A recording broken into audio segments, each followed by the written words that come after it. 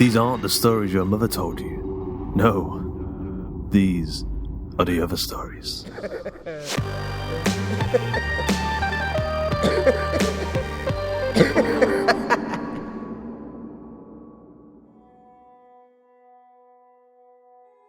Today's episode of The Other Stories is Warm Inside, written by Daisy Live and narrated by James Barnett, aka Jimmy Horrors.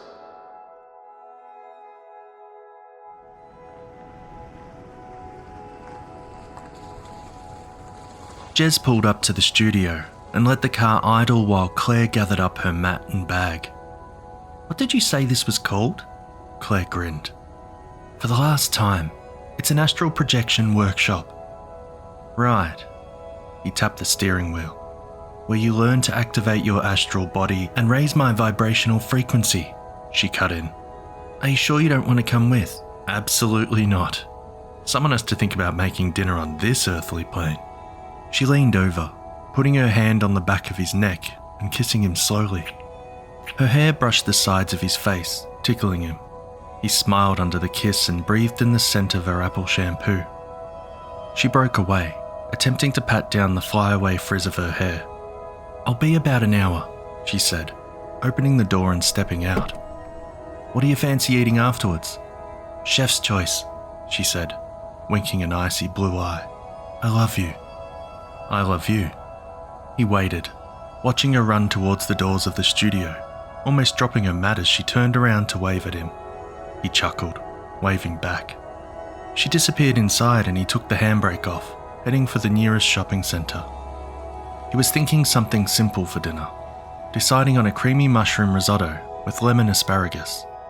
He took his time rolling the trolley up the aisles and picking the freshest ingredients: organic arborio rice, chestnut mushrooms, vermin brown, tender sticks of asparagus, a fat, shiny lemon, aromatic basil for the garnish. As Jez headed for the checkout, he stopped in front of the flower stall in the store's corner. The last arrangement of orange dahlias gazed up at him, Claire's favourite flowers. Smiling, he picked up the bunch and added it to the trolley. A bottle of Sauvignon Blanc rounded everything off.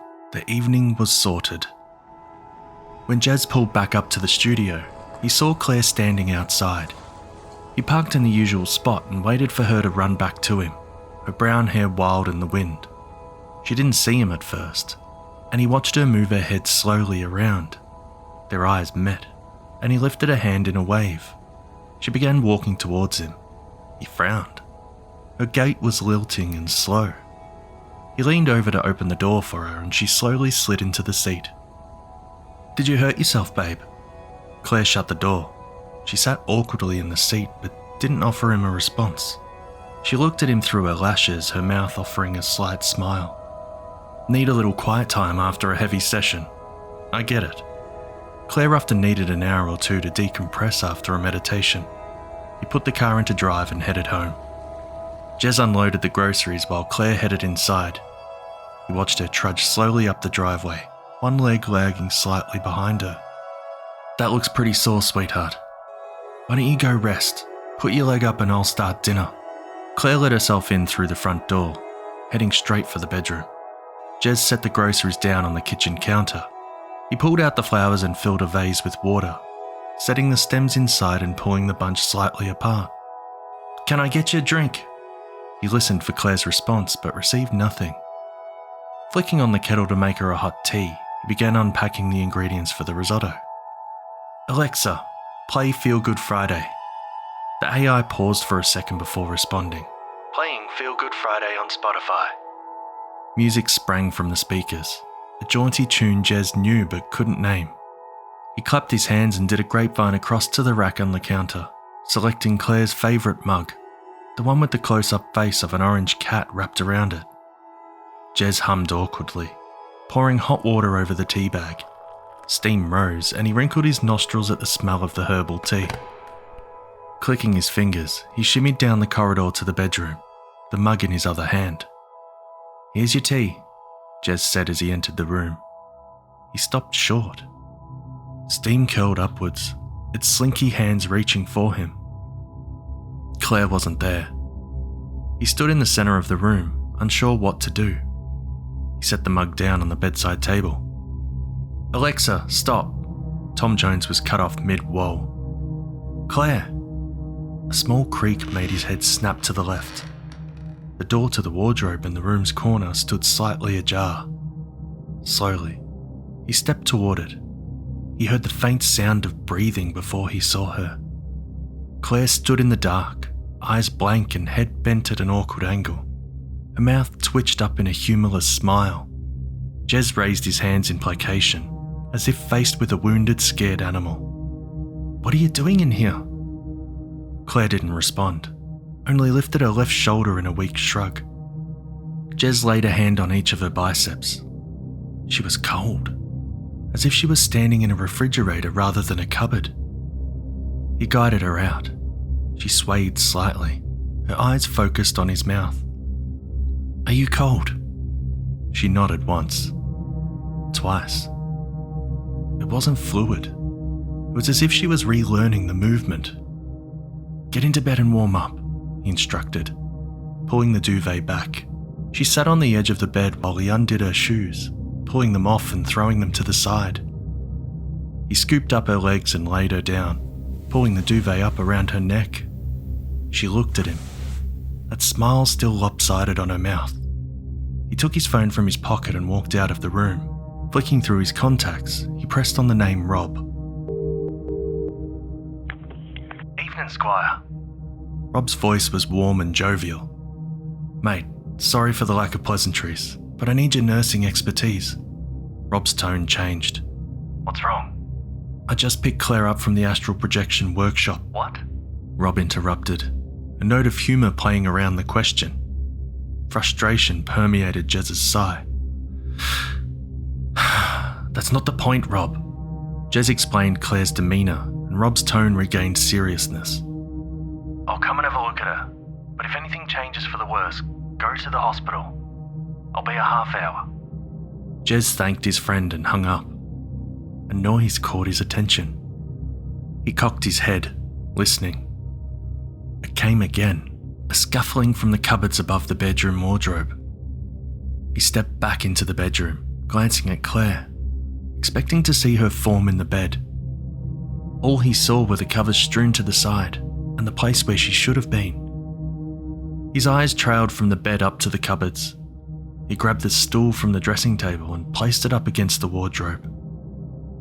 It let out a small creak as he put his weight on it, and the scuffling paused.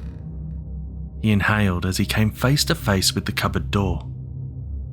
Slowly, he opened it. Breath caught in his throat as his brain tried to process what he was looking at. Claire's face was level with his, but the rest of her body was folded into the space in a way that he could not quite work out. Her arm leant across the back of her neck at an angle that made little sense, no matter how much he blinked. Her legs were tucked under her. One foot remained visible, poking out from under her chin. His stomach turned, hot and acidic. "Claire," he whispered, his voice hoarse. Her mouth twitched, lips forming words he still could not hear. Jez fought back the bile climbing up his throat. He swallowed audibly and reached for her, putting his hands inside the cupboard, attempting to bring her down. He tried to pull and scoop her out of the space. Claire unfurled down the length of his body, and for a minute they both hung on to each other, balancing on the stool. Her lips were millimetres from his ear, and he felt her breath catching as she took shallow gulps into her lungs. Her mouth moved closer, her frizzy hair tickling his ear as her hot breath sighed into his neck. The voice, when it came, was not hers. Deep to start, then rising in octaves, as though she had never used her vocal cords before this day. See.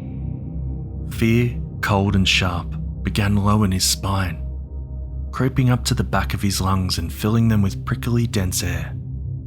Jez stepped off the chair and threw Claire down on the bed. Guilt immediately clashed against the terror roiling through him. "I'm sorry," he said, kneeling in front of her. Claire's eyes rested on him briefly and then slid slowly in opposite directions, rolling so far to the sides that he could only see the whites. Okay, he said, standing. He took a step back. Okay, I'm going to pack a few things and we'll go to the hospital. His voice was high-pitched and squeaky, foreign to his own ears. He checked her over, astonished that nothing had dislocated or broken from getting into the cupboard or being removed from it. Claire stared at him the entire time, her fingers reaching toward him. Icy little probes attempted to enter his mouth. Gripping her wrist gently, he set her hands firmly down on the bed. He grabbed a bag from the wardrobe and threw in a change of clothes for Claire and himself, not knowing how long they might be waiting. He made a mental note to call Rob from the car. A low humming sound permeated Jez's thoughts, and he frowned, turning back to check on Claire. She was gone again. Panic ripped through him. Claire! Frantically, he checked under the bed, behind the curtains, in the office, in the spare room. All the while the humming noise grew louder as he moved toward the kitchen. He stood in the hallway, listening, breath held intently, until Jez felt the blood drain from his face as he realised what he was hearing, struggling to put one foot in front of the other. He moved into the kitchen. The microwave stood on the counter, flashing that whatever inside was ready. He visibly shook as he stopped in front of it, finger to the button. The side of Claire's head greeted him, contorted and impossible, crushed underneath the weight of her leg inside the cramped space. 3 toes wiggled at him in unison. The smell of burnt hair raced through Jez's nostrils. Through his tunnelling vision, he saw Claire's head begin to twitch around to face him. The back of his head cracked loudly as it hit the floor.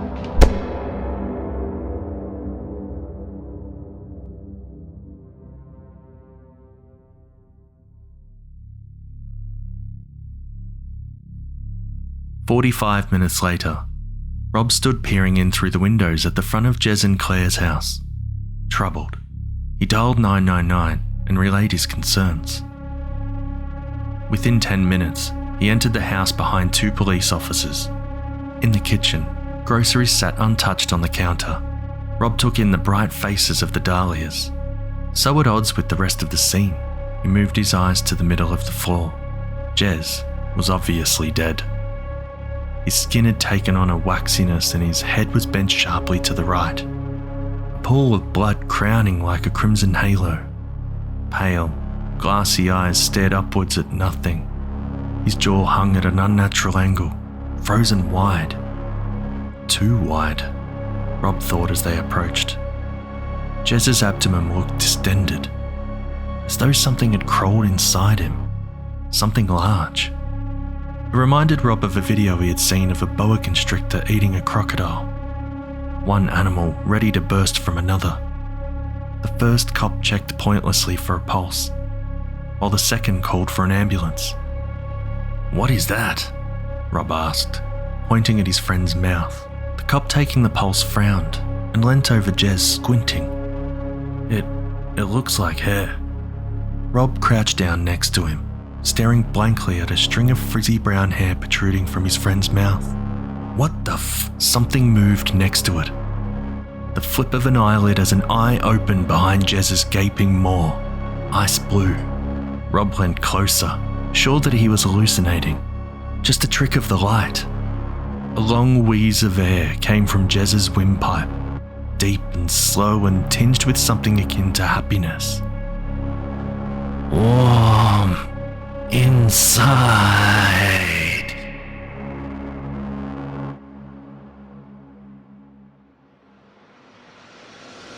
I hope you enjoyed today's episode of The Other Stories. Warm Inside was written by Daisy Live, narrated and edited by James Barnett, aka Jimmy Horrors, with music by Velitai and Daniel Birch and Tom Robson, and sound effects provided by freesound.org and sounds-mp3.com.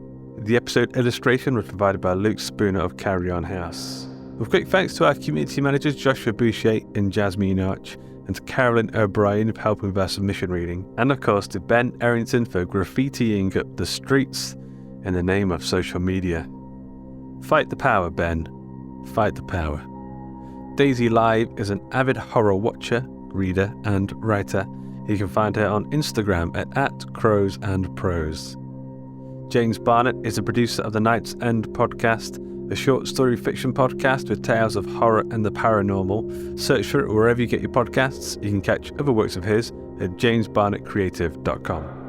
The Other Stories is a production of the Story Studio Hawk and Cleaver and is brought to you with a Creative Commons Attribution, Non-Commercial, No Derivatives license. That means don't change it, don't sell it, but by all means share the hell out of it. So, Until next time.